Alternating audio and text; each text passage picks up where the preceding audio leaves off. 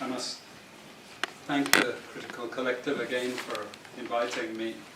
I thought they never would after the last bad thing that I said. I must have upset lots of people, I'm sure. Every time I make a presentation I upset lots of people, but never the Critical Collective, so we must be thinking alike. I congratulate them, really. It's amazing to see so many people here. And I also congratulate scholars for linking again with Critical Collective. It's been some time, and I hope this partnership continues and flourishes, because this is just amazing to see the number of people. I have to apologize for two things. The first is, I have to apologize in advance. I'm not an expert on Africa. What I'm going to offer you, perhaps it's not enough, but it's some commonsensical observations. I hope it's common sense. But sometimes it's better not to be an expert, you know, to be able to see things from slightly afar. The second thing is, I'm wearing the wrong trousers. I was fixing my bike, so I wore my old trousers, and so please don't video this part, because my wife will immediately divorce me. Okay, so what I'm going to try and do is just give you some charts and a couple of tables, just to paint a little bit of a picture that you already know. Okay, so what this presentation is fundamentally designed to say is this. Africa, historically, sub-Saharan Africa, has been fundamental to the global prosperity of the advanced countries. Okay? And Africa had a role to play. It has a role as a raw material producer. We will not allow sub-Saharan Africa to escape that. Okay, we do everything to keep sub-Saharan Africa where it is, also impoverished. It's absolutely vital for the prosperity of everyone else. So let's get clear about that. Okay, and this means all the economic structures, all the global institutions, and the economics we teach everyone is all designed to keep Africa exactly where it is. And whether it is Europe or US or now China, it's always the same. We need Africa to be impoverished, because we need those raw materials and we need them dirt cheap. Okay, so that's the message. It doesn't mean to say that there's nothing Africans can do. Of course there is. Okay, but this is the opposition that they're fighting. This is what it's about. Because if Africa does do something different, I assure you living standards of all those in Europe and North America and Asia is going to fall. Okay, and that is a big price to pay. I assure you that the West is not going to allow that without a big fight. Okay, so this is what it's fundamentally about. What I want to show you is how these structures are operating. It's just 20 minutes, so we can't do very much, but just to give you a little bit of an idea. And why I keep the ideology part there is because we are part of the producers of ideology. At universities and academic institutions, we are complicit in this whole enterprise. Okay, so the job of many Western academics is to convince Africans they have to keep doing what they're doing. Okay, and to show them it's your fault that you're poor. It's not our fault. It's your fault that you're poor. You know, so this is what we do in academic institutions, and I want to show that as well. We just start. This is what it's basically about, so you know what it's about. But I want to just show you the extent to which Africa is specializing in the production of raw materials and basic agricultural goods. We know the basic forces that have caused this underdevelopment. We know it's colonization. I will not discuss that very much because my colleague speaker is going to go into some aspects of this. But I do want to discuss the global economic structures, the global financial institutions, and economic ideology, briefly, to give you a flavor of those. Let me start with this. You can't really see it so easily, but if those of you who are interested, you want the PowerPoint, I'm sure we can make it available to you. But the thing that you really need to see is the top line. Okay? And the extent of dependency is captured by this statistic at the top. Okay? And you compare it with all other income groups, and what you see is essentially in that one statistic how dependent sub-Saharan Africa is on raw material production. Okay? This is the very heart of what makes sub-Saharan Africa beat. Okay? Here, just to have a look at one very important additional statistic, with all this export coming from sub-Saharan Africa, how much does sub-Saharan Africa account for in terms of global trade value? We know there are vast resources coming from there, but look at the bottom line in terms of global trade value. Look at that.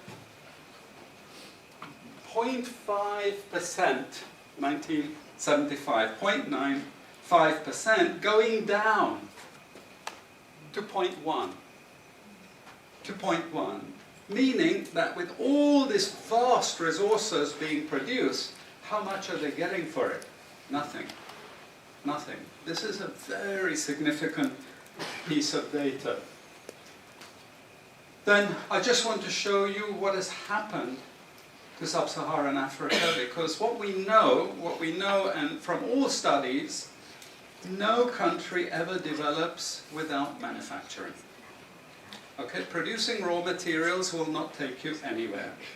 Producing basic agricultural goods will not take you anywhere. And let's have a look at how much manufacturing activity takes place in sub-Saharan Africa. We can look over the last 15 odd years, 15, 20 years. And we see manufacturing has actually declined as a percentage of the total. This is percentages of total production in sub-Saharan Africa. How much of it is accounted for by manufacturing? So this figure here is 17% of the total. Most of the rest, when we talk of industry, it includes manufacturing, but the bulk of it is mining. Okay? Raw material extraction. This is the bulk of it. And here we see actually raw material extraction has stayed the same. What has caused industry to fall is the fall in manufacturing production. This is deliberate because we will never, as Western economists, as Western policymakers, we cannot afford to allow Africa to industrialize and start producing manufactures. Okay, so we will do everything to stop that.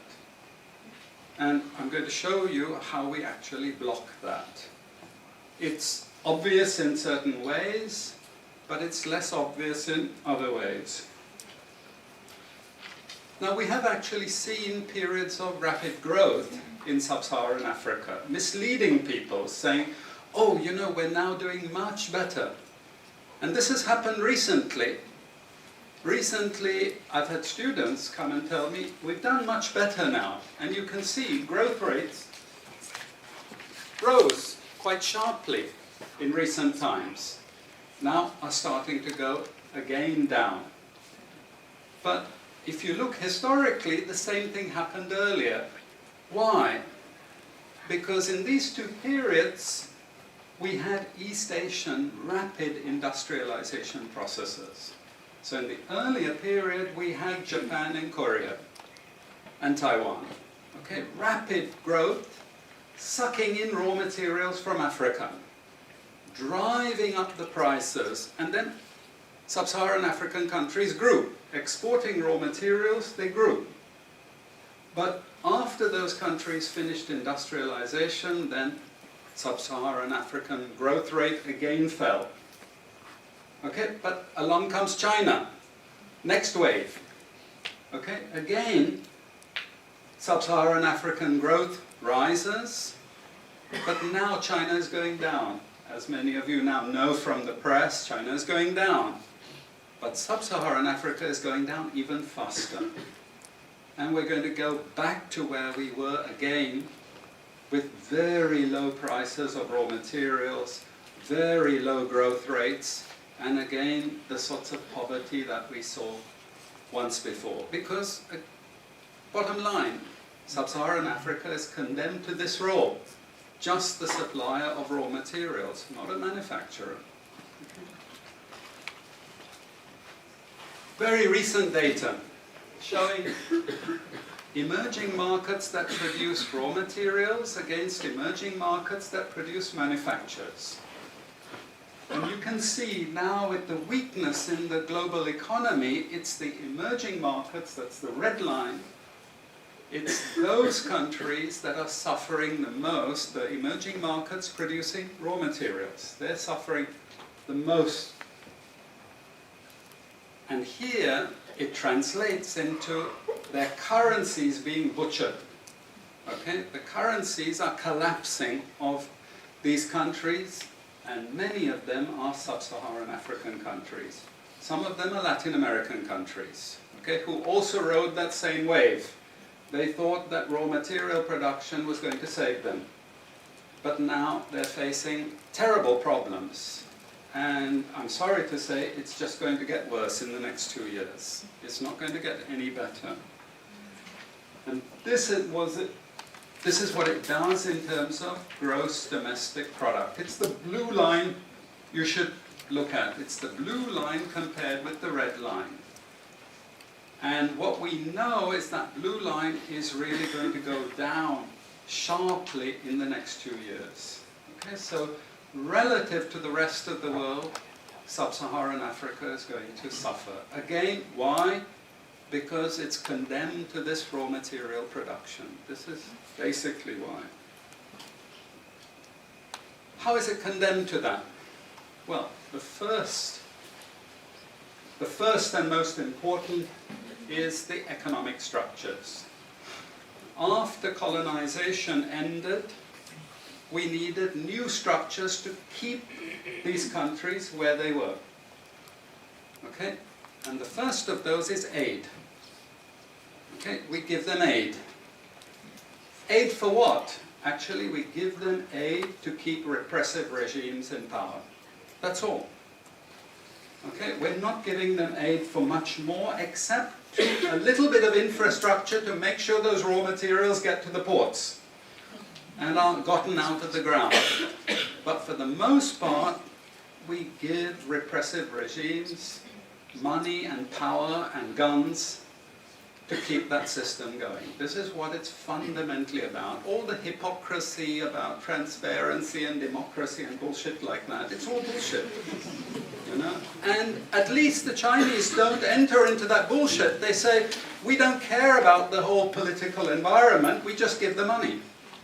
Okay? And it's for raw material extraction, period. Okay? Number two, and this was a very important one, still is debt. I was telling some of my students today, was it today or yesterday, about Confessions of an Economic Hitman. Do you remember this? Have any of you heard of this one? Confessions of an Economic Hitman. It's a book written by John Perkins, who used to work for a very nebulous, opaque bank. No one had ever heard of this bank, but it was formed in the 1950s by the IMF, the CIA, and the American State Department. And it had only one job: to lend money to developing countries that were raw material producers in order to indebt them. Once you are in my debt, I control you. Okay? And this bank had 4,000 employees. But no one ever heard of this bank, you see. But it would go to country after country offering loans. And if the president did not accept the loan, they were killed. And he gives two examples of presidents who were killed when they did not accept the loan. You see, the lending is also very important to trap the country. It's very important. It's part of that process. I teach in Suriname. And Suriname in recent times had a huge foreign exchange reserve. So big they didn't need to borrow money. And then one of my students who was very high up in government, he said, you know, the IMF is trying to convince us to borrow money from foreigners. Why? I thought, duh, you know, sorry about this, but, you know, this is the game. And in the end, Suriname did borrow this money because the IMF said, if foreigners lend to you, then everyone will think Suriname is such a strong economy that foreigners are interested in lending to you. You understand? Before Lula came to power, you know, the previous president in Brazil, Cardoso, his predecessor, took a gigantic international loan. No necessity for taking the loan. Why? Because once I catch you with the debt strings, I hold you forever. You are my prisoner. Okay, so debt has been this huge spider's web which has trapped sub-Saharan Africa and keeps them held there. Aid, debt. We have a third structure which is again not known by many people, but it's something that was put in place and continues to this very day, with no one discussing it. No one says anything about it. It is monopoly buying structures. This is for all raw materials and basic agricultural goods produced by developing countries. There are only 4 or 5 Western multinationals that buy all those goods. And they collude between them. So if you take any major product, these Western multinationals, they collude between them. Even if we go down to banana production, we had a PhD done here at the ISS, and the person showed that the 4 or 5 major multinationals, they collude, and in order to make sure their control is total, what they do is they force all the producers to produce the same uniform banana. You know, the crap you buy in the West and has no taste at all. You go to any developing country, you know how a banana tastes, don't you? There's so many of them, lots of varieties, but we only market 1 or 2 types, so we have control, you see. If you don't produce at the price I want you to produce, I go to the next country. You see, we get control. So these buyers, they impose that control, and they keep pushing the prices down and down and down. Okay, this is the game. No one says anything about it. There are no commissions of inquiry to say, this is illegal, what you're doing. The WTO has nothing to say about this. But sorry to say, you know, if banana prices rose 10 times, especially for people like me who love bananas, okay, I'd protest.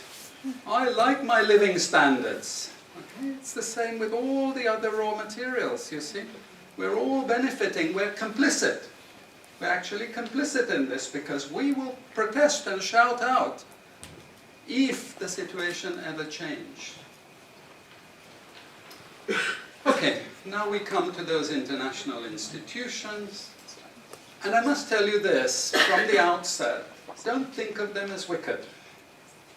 IMF, World Bank, WTO. We always think evil creatures, horrible. It's not. It's just economics.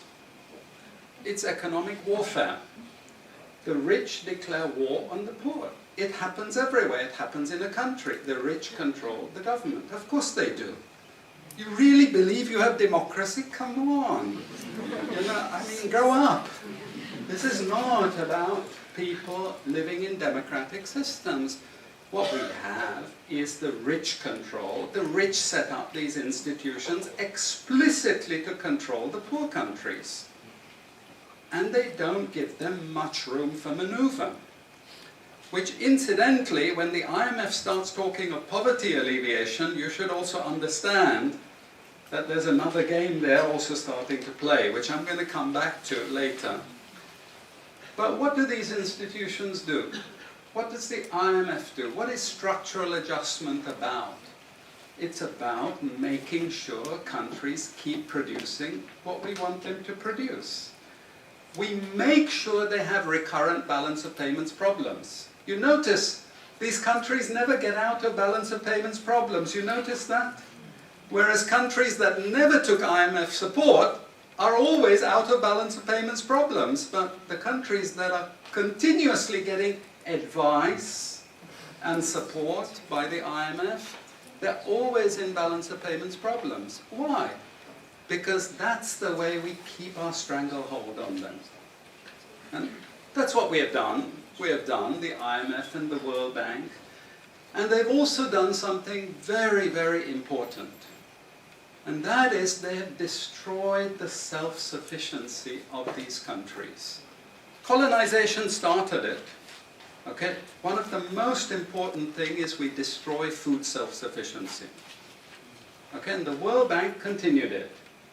They forced most countries to eliminate all food subsidies and food support. Okay? Because once you don't produce your own food, I increase my control over you.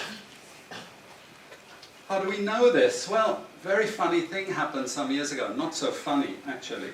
It involved starvation of a large number of people in Malawi. Okay? Many of you could remember this because it was really tragic. But the Malawian finance minister, who was under terrible threat at the time, suddenly broke ranks and he said, well, you know why we had this famine? Because one of the conditions of the loan given by the World Bank was we destroyed all our grain surplus stocks. Why? Because remember, we want you dependent. 1970s, the US Senate, the US Congress said, we will not allow Latin America to produce their own food. We will start a strategy involving the IMF and the World Bank to destroy food self-sufficiency of Latin America. Then they will indeed be our true backyard. And that's exactly what they've done. Look at all the Latin American countries. Look at them. They used to be food self-sufficient, but they're no longer food self-sufficient. Now here comes the kicker. This is the beautiful part of it. I congratulate them. You know I admire them because they do it so well. Okay? I know it sounds really perverse. But we have now in the WTO something called the Agreement on Agriculture. Okay? You know what that Agreement on Agriculture states? It says, if you don't have any subsidies, you're not allowed to put these subsidies on food. But if you have subsidies and income support for food production, you can keep them. Who has all the subsidies and income support? US, Europe. The largest budgets in the world for supporting their farmers are Europe and US. But the World Bank and IMF have destroyed all those subsidies. You see, all those subsidies have been destroyed. And now we're telling these countries, you don't have subsidies, tough luck. You know? You see, we're keeping them dependent. We're keeping them on a string. I have 5 minutes, so I have to be choosy about what I say next. We have lots of examples in the WTO to really stop Africa industrializing. This is the crucial thing. We cannot allow them to produce manufacturers. It's not difficult. Trust me, it's not difficult. We need nationalist governments. We need them committed to industrialization, and it won't take them a decade to move out from where they are. This is the fundamental point. It's not difficult. But this next round of the WTO is designed to block that. If we had time, I would go through all the different things that they're trying to put into place to block anyone else getting on top of the ladder. You've read this book of Hajun Chang, Kicking Away the Ladder. You see, when we become rich, we make sure the others can't climb up the ladder and join us. Okay? And this is what this next Doha round is about. It's to make sure, especially sub-Saharan African countries, do not escape. since I have about 3 minutes left, I'm going to go to this economic ideology thing, because this is important for academics. You see, we teach, in many cases, garbage, and it doesn't hurt anyone, a lot of this garbage. You know, it's just blah, blah, blah, blah, blah. And we don't know what we have learned, but anyway, we were there at the university and you got a certificate and you go away and you feel you've learned something. But sometimes we teach very destructive things. And no more important than when we're teaching people from developing countries. Okay, and one of those very damaging and destructive things is the doctrine of comparative advantage. It's a lie from beginning to end. It's utter crap. It has been decimated many times, but we keep it in every curriculum. Why? Because it tells sub-Saharan African countries that their destiny is to produce raw materials, you see. And if you produce raw materials, you get rich just like we are in the West. You see, this is the game we're playing, and just for you to be totally confused, we normally build models with it, mathematical models, so you really have no idea what we're talking about, but it seems all very scientific. Then we have the modern version of this is because it's all a failure, we know it's a failure, we now have a new generation of economists saying, it's only a failure because you're all corrupt in your countries. We call that new institutional economics. You've all probably learnt it all, but you didn't know why they invented it. It was invented to tell you the same thing. You should keep producing raw materials. Now, don't be as corrupt as you were before. Nobody ever told you that aid was designed to actually start the corruption process in the first place. Okay, and we need corruption to make sure you're doing all these things. But now we blame the victim. You're poor because it's your fault, basically. And you're poor, stupid, and corrupt, basically. This is the message that we're giving people. We also have many theoretical justifications, but I'm going to say something controversial to end. And she's happy that I'm ending because she has to discipline me. And that is, there are also what I call more enlightened approaches, but which are also potentially destructive for sub-Saharan African development. And this is where I come back to the IMF and the World Bank. You see, now they're all into poverty alleviation. They want you to concentrate on redistributing income, and it's something nice. You're young people, you're socially conscious, you're aware. You don't like all this injustice. So you gravitate towards what we call pro-poor strategies. But actually, I'm sorry to tell you, that is not what Africa needs. Africa needs aggressive industrialization. When China was a communist country and we had equal distribution, who feared China? Who took them seriously? They weren't even the size of the Netherlands. But today, I can't open an internet site, I can't open a magazine, I can't open a newspaper without China, China, China, China. And we know what has built China is not socialism or communism, it's capitalism, guys. It's manufacturing, it's production. This is what creates employment, this is what created jobs. I'm not pro-capitalist, but this is the reality, and unfortunately, we're now going to get caught with the good cop, bad cop. The good cop is now IMF saying, oh, you must concentrate on poverty reduction and income redistribution, as long as we can take you away from industrialization. This is the crucial thing.